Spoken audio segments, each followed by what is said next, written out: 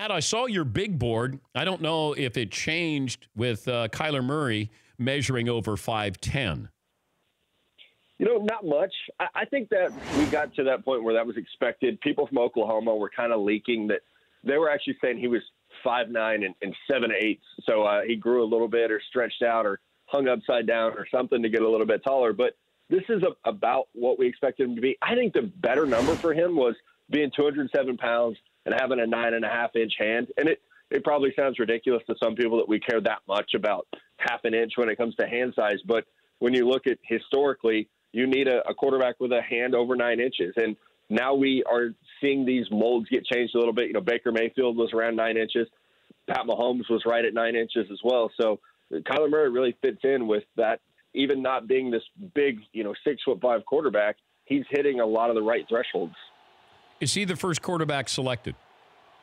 I think so. I really do. And I'm not going to move off the idea that he's going to be the first pick in the draft. Josh Rosen's deleting stuff off Instagram. You got Steve Keim, the GM of the Cardinals, saying Rosen's their quarterback for now. Maybe I'm just rooting for chaos, but I think there's something to that he might still be their guy.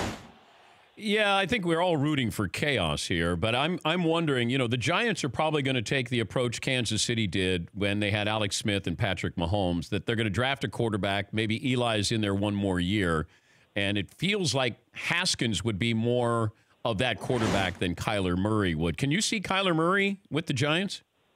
I can't. I agree with you completely there. He doesn't feel like their kind of guy. Being a shorter quarterback, a mobile guy, they've always been a team that wants to win from the pocket.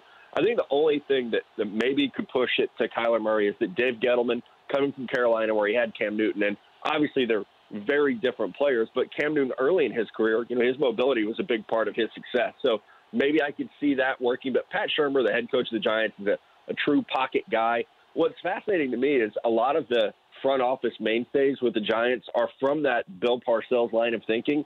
And Parcells, one of his rules for drafting quarterbacks was you had to be a 3-year starter. Kyler Murray's a 1-year starter. Dwayne Haskins is a 1-year starter.